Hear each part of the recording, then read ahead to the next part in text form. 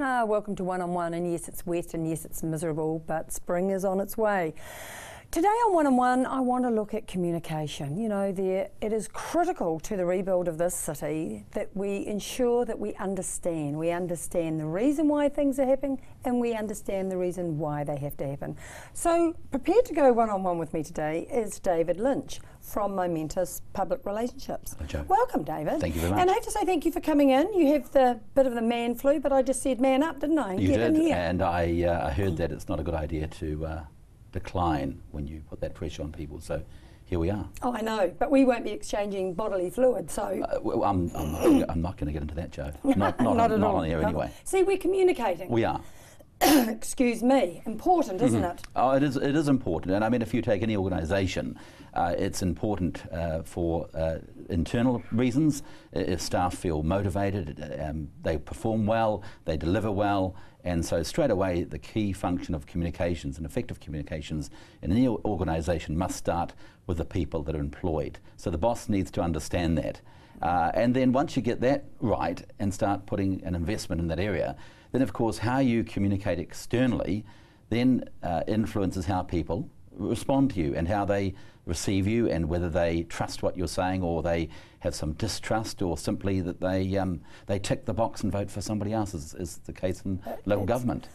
So there's got to be some key elements to actually, when you're working on a project, oh my goodness, I've already got it, excuse me folks, there's got to be some key elements to what you have to do when you're thinking about the messages you've got to get out of it. And let's put it in a Christchurch context. I mean, it's a nightmare. People don't understand what's going on. People don't know what's going on. There are mixed messages.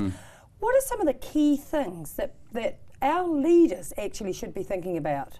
Well, I think every step of the way they must be asking themselves, how can we convey trust and confidence, even when in fact we have to deliver some fairly sad and tough messages to people. So they need to understand that. They need to, I think, better appreciate that it's okay to say, we got it wrong.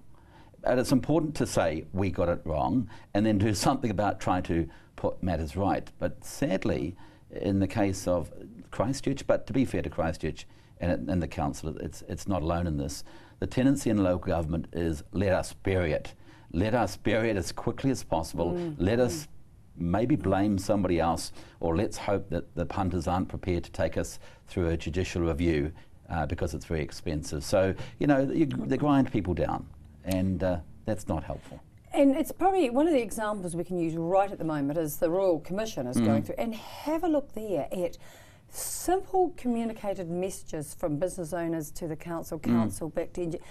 I mean, that's one of the key things that's coming out of this. There was just a complete lack of understanding, a complete lack of sharing, a complete lack of, hey, we're in trouble here and we need some help. Absolutely. Well, I mean, look, I heard, and I haven't been able to confirm this, but there was some suggestion that there was an offer from engineers from throughout New Zealand to come to Christchurch back in September 2010 and support the whole evaluation and checking of buildings. And I understand possibly that offer was declined by the council.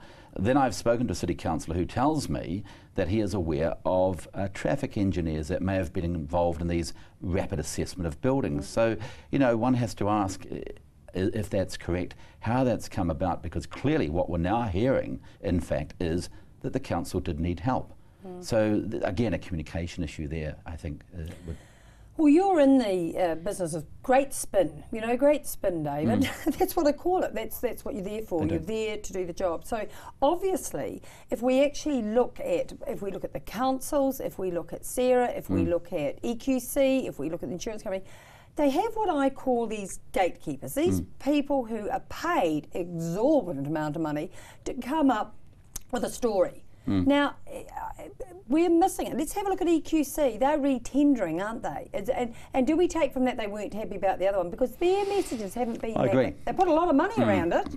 Well, again, I questioned when I heard that they were spending, I think, something in the tune of $3 million on advertising. Now, look, to be fair, advertising has a place in communications, and paid placement is important.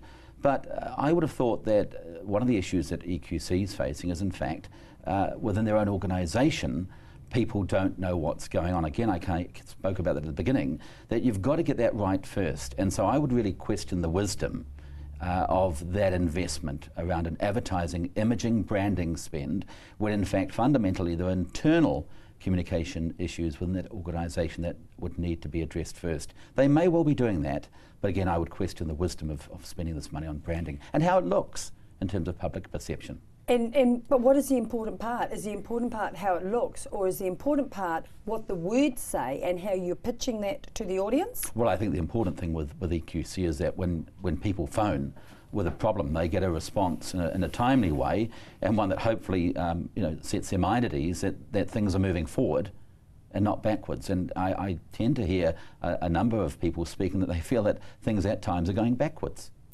Is it about the process? I mean, sure, you put the message that you got to do this, and this, but don't you have to have the processes in place? Oh, absolutely. I mean, this is something I don't think the council quite understands with its approach to the communications audit. The way they are being reported, in my view, by the press and other media is in fact, for the most part, an accurate reflection of failure of process. Just look at the issue with Tony Marriott and the golf episode, where some councillors knew Mr. Marriott was taking time off to play golf and others didn't. That became part of the story. Now, look, whether Tony was justified in going off and playing golf is another matter, but again, why did some councillors know about it in advance of the meeting, and why did others only hear about it when I understand the Deputy Mayor whispered it to others? It's extraordinary because they have lurched from one PR disaster to the next, and the latest being this 100 million. Now, you have a press release that comes out that has a piece of information on, you pick up with it. I am watching the most amazing spin that now is happening between Bob Parker on TV going, "We will manage it," and you've got Jerry Brownlee saying, "Oh, it wasn't climate there, and yet it's written, it's been signed off by him." And then you have the councillors going, "But we don't know anything about it." I mean, that's got to be an absolute nightmare in communication.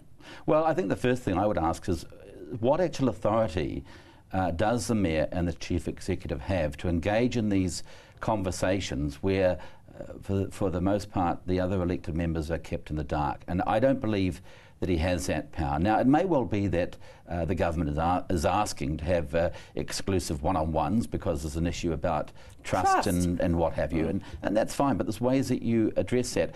But if you look at what actually happened after the horse bolted, in my view, had I been advising Bob, I would have said to him, immediately bring your councillors together, apologise, explain why there was some secrecy or why only some people knew, get them together, explain that, and then call an immediate press conference and invite the media and have all the councillors there to explain, to try and restore much needed confidence and trust. We're going to come back right after the break and continue on with your $100 million new found kind of, what is it, cliff face? Something like that. I'm very confused, yeah. But we'll come back and we'll have time to think about what it really means.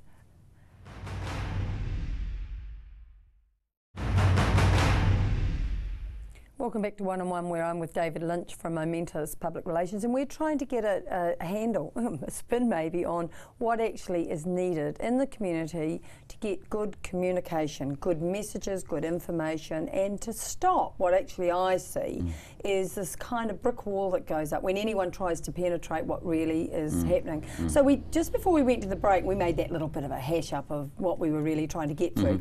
The $100 million that has suddenly appeared that Bob will manage and the councillors don't know about. So you're saying you'd get back into the room, you'd actually sort it out and then come back as a fait accompli? I think the first thing that should have happened as soon as that story broke, and Bob must have realised he had a problem, he should have called all the councillors together as a priority, apologised, explained how it came about, ensured that he had a clear understanding and that what he was about to say in terms of further public statements was actually correct in respect of what the government had said, and then called a press conference and had his team there, which would be nice. But it's hard to know, and somebody threw this at me the other day, is Brownlee and Bob really like that, or are they really to do together and is it a game? You know, because look at the communication that we are looking at, then we can only go by what we're seeing. It looks like something is seriously amiss, or is it? Well, I think that the government is acutely aware that if in fact we are led to believe that they're not comfortable and happy with the performance, in fact we know that because the Crown Observer was appointed to respond to what the Prime Minister himself referred to as a dysfunctional council. So they've acknowledged that there are problems. Clearly they hope that those problems have been corrected, and I hope they have as well. But if they haven't been corrected and there's still issues, I guess if I was sitting in Jerry's position, I'd be trying to dull things down, because it's only going to impact again on the whole confidence and trust of the whole recovery. But trust is an interesting word, and the community trusts the people when they tick the box to get on and do the job. And yet, actually, at the moment, it's not the community that's saying, "Hey, you guys get on it." It's actually the government. Now, it's not meant to be that way. That's not democracy. It's not. But at the end of the day, I think we're all looking for outcomes, and how we get them in the end, as far as I'm concerned anyway, is the people that can best deliver the response and meet my needs effectively and very quickly in a timely way. So the collateral damage on the way, which is actually your community sitting there waiting for this information, waiting for someone to actually show the... So you think that's acceptable? Oh, absolutely not. No, I think that you need to respond straight away, because bear in mind, every time we see images of people in caravans and in tents years on, or a year on, after this earthquake, my concern is those images are being beamed around the world, and it doesn't bode well for our tourism, it doesn't bode well for our international image. And so we need to be responding to those sort of things real quick. And this whole approach by this council with its cavalier attitude towards spending, it's clear that they're not actually in touch. Okay, so that's an interesting point on how the world sees us and the business confidence, but you can't have it both ways. No. You talk up, you talk up, you talk up, but in actual fact there are sectors in the community that are really struggling, including the business sector. So how do you marry that in that I know that the press releases and the stuff that comes out is all meant to be positive, but reality isn't like that. No, I mean, it's not. Go for a drive today, it's wet, it's raining, and go and have a look on the other side of town, what their roads look like, what people are driving through, what people are having to do. So in the global sense, you can't control that. No, you can't.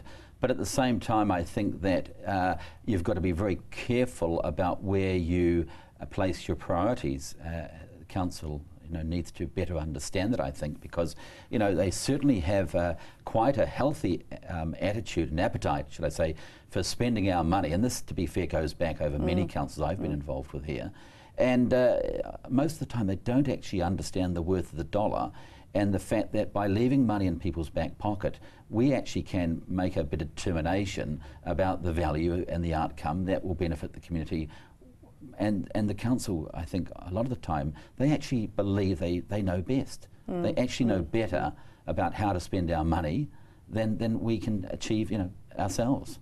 So when you talk about communication, and that is people fronting up to the council, and you've done that yourself, and we'll talk about the communication moment. When people front up, the communication is meant to be a two-way street, isn't it? And you're meant to be open and you're meant to be listening, and yet we've just gone through an annual plan process. It looks to me like, well, we went through the process, but we're doing what we were going to do in the first place anyway. Absolutely. And that's the gut feeling that people have said, that they just said it was a fait accompli. Why go through it? And where we are in Christchurch at the moment? Well, why go through it? The council, or councils are legally obligated to go through it. But at the end of the day, if they go through it and they haven't actually listened and responded to the concerns or the recommendations, then effectively it's democracy that is not working. They are meeting their legal obligations, I guess, in terms of running the process, but as you say, why inflict that pain on people?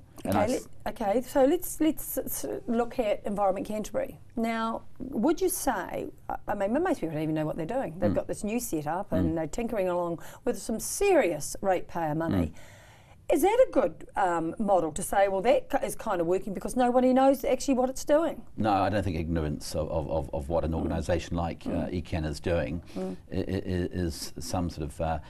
If I think what you're saying is that if the public aren't commenting on ECAN because it's operating in a vacuum, ECAN would be very foolish to say we're doing a good job.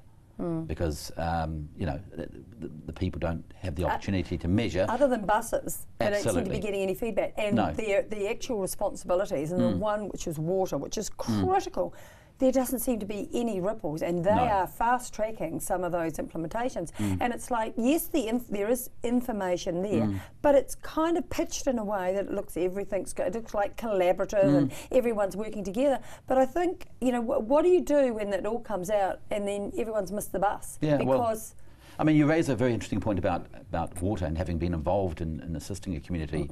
It's concerns about irrigation. I mean, one has to ask the question, what has been the implications on the aquifers as a consequence of these massive land movements, and how does that change the consents that have been granted to organisations like Central Plains Water? It may not be an issue, but there are questions there, and I don't see that information coming through, and there are certainly questions being asked, but I don't think people are getting the answers to those sort of things. We're going to go to the break, but it's quite clear. Environment Canterbury, it has the big hazard portfolio, it has the big flooding portfolio, and where are they? Do we know? And what are we doing? So communication there is nowhere. Probably is out there, but people aren't seeing how it is. We'll come back after the break, and we'll actually think about there is a review coming out on the communication with the City Council.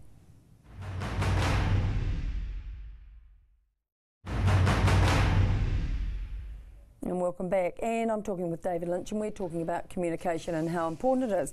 And so I go back to the Environment Canterbury. Their annual plan was released, and it was about this much in the press. Their rates are still the same, but they have shifted money around. They have shifted money that the community had previously slotted in onto projects, and quite a lot of that money has been taken out of those projects and cheated into, say, to water or to passenger transport. Huge implications, but we're missing the bus. That's a good pun, isn't it? Yeah. Missing the bus on that Absolutely. one. So that's dangerous. Then we go to Waimakariri. Let's have a look at Waimakariri. Just as difficult a plan, and they did a long-term plan, so they put the 10 years in, and basically pretty good buy-in. They had a lot of submissions and quite a few changes to their plan. Good process. So that works as a good model when you get it right, doesn't it? Well, from what I've heard, I think that their whole approach to communications was highly regarded by the people that were being engaged, and so they trusted in that process and they engaged in that process, and clearly the people that were there to hear the concerns and hear the views and recommendations listened and actually acted, and so as a consequence people, I believe, are feeling a lot happier than perhaps the people that went through the annual plan and budget process with the Christchurch City Council. Because it's not rocket science, is it? Look, KISS, keep it simple. Absolutely. Stupid. I mean, I know you make your living from it, but it is not that hard. And I guess the thing with it, when you bring in these consultants, and they're very good at spending money. So let's actually have a look. We have a lot of layers here in Christchurch at the moment. No one's quite sure, and we actually have unnecessary duplication, and therefore you get mixed messages. What do you think is the key thing now with those organisations? Because I just can't believe that they haven't all got together and worked off one comms team and then put out the messages so they're consistent. Yeah, look, I agree, and I find it extraordinary the number of different websites and newsletters and things that we see being advertised. And to be fair, people are trying to do their best, but as a consequence of that, there's a hell of a lot of communications confusion. And as a consequence, people are none the wiser when they start receiving these things, and a lot of the occasions I imagine it just gets binned if it's going through the letterbox. And so I just question why the need for all those different layers, but obviously someone's made the decision that it's appropriate. So if we have, working in any field, whether it's what we've got working right through at the moment, Sarah, and we've got EQC, and we've got the councils, and we've got the insurance company, photo ops, so good positive stories when you turn up, and so the media come, and you control it. How dangerous is it really for Christchurch and the Christchurch? I mean, it can work throughout New Zealand. There's a lot of control and manipulation of the media at the moment. And I consider that quite dangerous. You say what time, you say what day, you leave it late, incredibly late to get back. Do we run a risk if we let, big organisations or the layers start to control the media? Well, you talk about photo opportunities, and if I can just give a couple of examples that irritated a lot of people that I spoke to.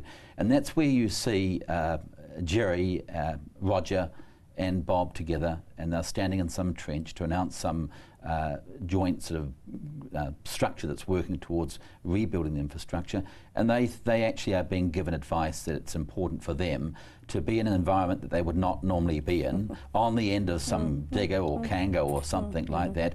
They don't need to do that. The most recent example was the opening of the one-way street, Madras, where they decided it was appropriate to have some race. Now, again, it was odd that you had people on different modes of transport. The mayor was on an electric bike, and they were actually running a race the wrong direction on Madras Street, when I thought it would have been far better to simply have shown a city care worker giving the fingers up or thumbs up to the first motorist that went through. I mean, well, you're being a little bit naive there then, aren't you? Because it's not about the worker, it's actually about the politicians. But I agree with you, because I went down to the site. Remember the first houses that were removed in Bexley? Oh, big photo op, removed. You want to go and have a look at now. What have they done? Yeah, they've been removed. Nothing else has happened. No. Everything is just derelict and what have you. So they got their photo op and moved on. So I guess let's think about some critical things that should have to happen. I mean, for me, it just lurches from when the council lurches and there's this tension, or is it tension, or what happening? But in the meantime, you know, people are trying to get information on their own. What are some of the key things that you think need to happen to get a little bit smarter than what we're doing? Well, I think in terms of how we interact with the council, as I said at the beginning, the mayor and the CEO need to understand it's hugely important to invest in effective internal communications and to ensure, in the case of Bob, that he's got his team there with him. And can I interrupt you, because this Felicity Price report's just about due to come out, and I understand that it's my sources tell me it's completed and it's sitting in there, and then I watched the wording and said, oh, that it will be presented to the councillors. Now, you know, I'm going, you know, I'm naturally suspicious. Oh, a sanitised version or what?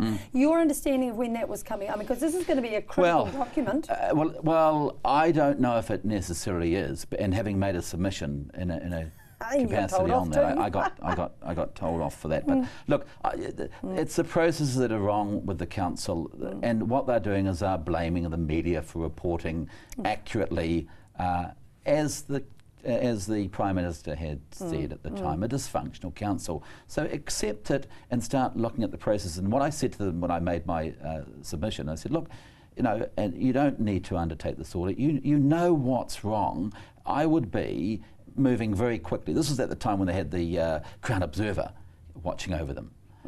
And I would be moving very quickly to start getting some runs on the ladder, making some improvements. But oh no, they wanted to embark on this whole process, and I don't know. I hear it's going through a sanitisation process. Well, they were my words. I've heard that from a number of people in the media, and I don't know why, in fact, the whole audit that's been completed can't simply be presented to the full council. Stand on its own thing. So it's going to be really interesting. Thanks for coming in today. Pleasure. And if you've communicated your illness to me, I'll be after you. I'll be coming after you. I'll be communicating it to you right now. That's been one-on-one. Thank you for joining us.